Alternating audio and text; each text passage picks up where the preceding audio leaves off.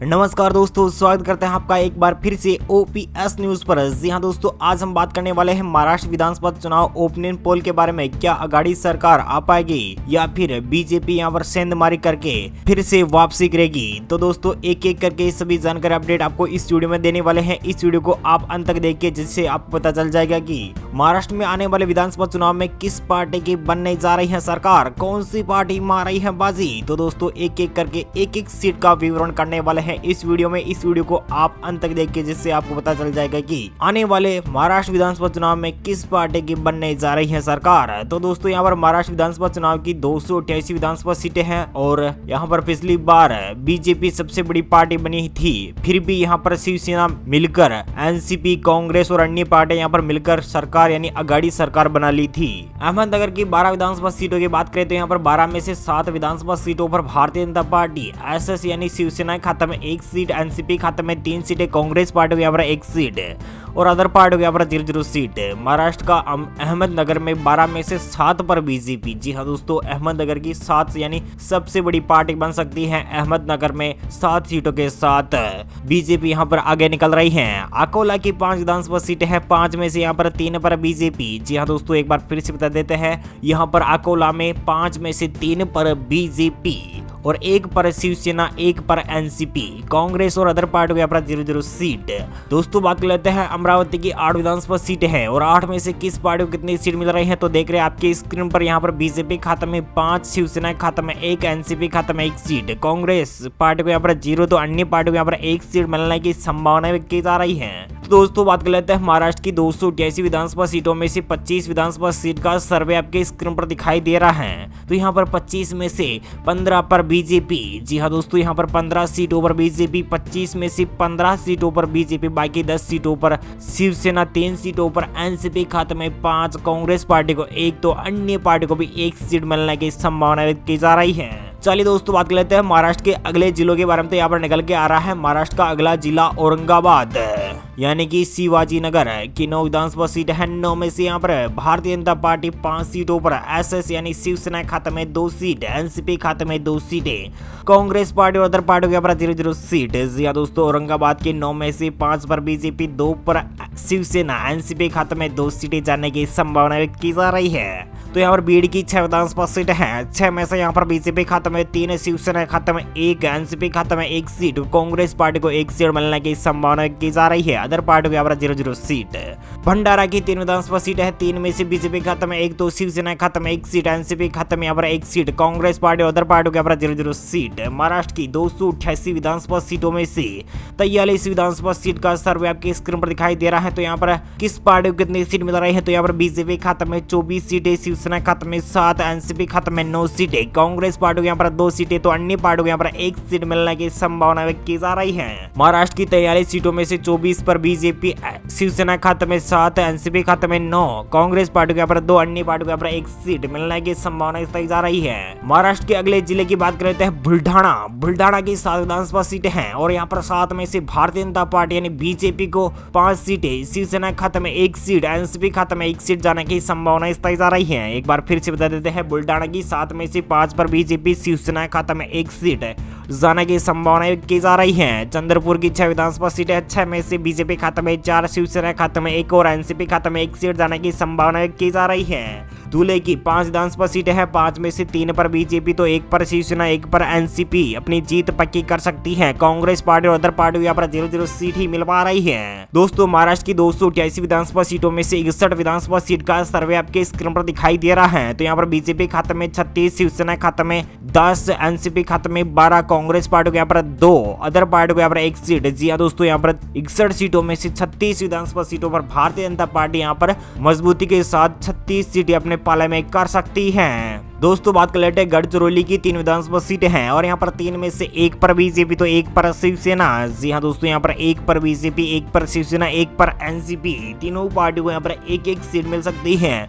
Congress party और other पार्टियों यहाँ पर 0-0 सीट है। गोंदिया की बात करें तो यहाँ पर गोंदिया जिला की 4 विधानसभा सीटें हैं। 4 में से यहाँ पर बीजेपी खाते में 2, शिवसेना खाते में 1, एनसीपी खाते में 1 सीट जाने की संभावना की जा रही है। कांग्रेस पार्टी यहाँ पर 0 तो अदर पार्टियों को यहाँ पर 0-0 सीट ही मिल पा रही है।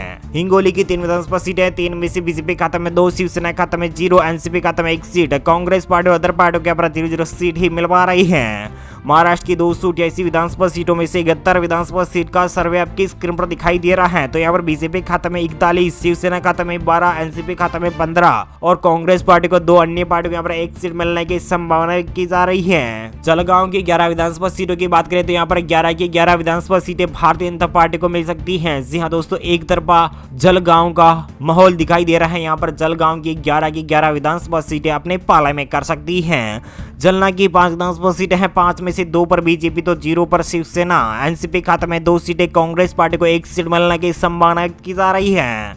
कोल्हापुर की 10 विधानसभा सीटों की बात करें तो यहाँ पर बीजेपी खाते में 5, शिवसेना खाते में 3, एनसीपी खाते में 2 सीटें जाने की संभावना बताई जा रही है। कांग्रेस पार्टी और अदर पार्टी को यहाँ पर 0-0 सीट ही मिलवा रही है। तो यहाँ पर महाराष्ट्र की 288 विधानसभा सीटों में से 97 सीटों का सर्वे आपके स्क्रीन पर दिखाई दे रहा है। तो यहाँ पर बीजेपी खाते में 59 सीटें यानी कि 59 सीटें बीजेपी के खाते में जा सकती है। शिवसेना के खाते में यहाँ पर 15 सीटें, एनसीपी खाते में 19 सीटें, कांग्रेस पार्टी को यहाँ पर 3 तो अन्य पार्टियों को यहाँ पर 1 सीट मिल पा रही है। जी हाँ दोस्तों, महाराष्ट्र की 288 विधानसभा सीटों में से 59 सीटों पर भारतीय जनता पार्टी तो शिवसेना खाते में 15, एनसीपी खाते में 19 है, कांग्रेस पार्टी को यहाँ पर 3 तो अन्य पार्टियों को यहाँ पर 1 सीट मिलने की संभावना की जा रही है। लातूर की 6 विधानसभा सीटें, 6 में से बीजेपी खाते में 4, शिवसेना खाते में 1, एनसीपी खाते में 1 सीट जाने की संभावना की जा रही है। तो यहाँ पर मुंबई शहर की 10 विधानसभा सीटें है। 10 में से भारतीय जनता पार्टी को यहाँ पर 5 तो शिवसेना खाते में 2 सीटें, एनसीपी यानी शरद पवार की पार्टी को यहाँ पर 2 सीटें मिल सकती है। कांग्रेस पार्टी को यहाँ पर 1 सीट और अन्य पार्टी को यहाँ पर 0-0 सीट मालूम हो पा रही है। मुंबई शहर की 26 विधानसभा सीटों के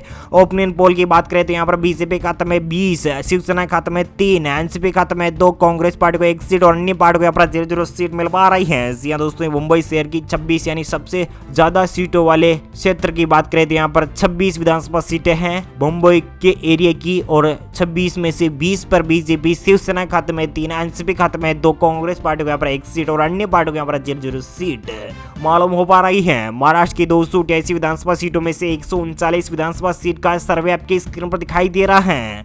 तो यहाँ पर बीजेपी खाते में 88, शिवसेना खाते में 21, एनसीपी खाते में 24, कांग्रेस पार्टी को यहाँ पर 5 तो अन्य पार्टी को यहाँ पर 1 सीट मिल पा रही है। दोस्तों यहाँ पर महाराष्ट्र की 288 विधानसभा सीटों में से 139 विधानसभा सीट का सर्वे आपके स्क्रीन पर दिखाई दे रहा है। तो यहाँ पर बीजेपी खाते में 88, शिवसेना खाते में 21, एनसीपी खाते में 24, कांग्रेस पार्टी को यहाँ पर 5 तो अन्य पार्टी खाते में 1 सीट जाने की संभावना की जा रही है। दोस्तों बात कर लेते हैं नांदेड़ की 9 विधानसभा सीटें। 9 में से 5 पर बीजेपी, 1 पर शिवसेना, एनसीपी खाते में 3 सीटें जाने की संभावना बताई जा रही है। कांग्रेस पार्टी और अन्य पार्टी को यहाँ पर 0-0 सीट है।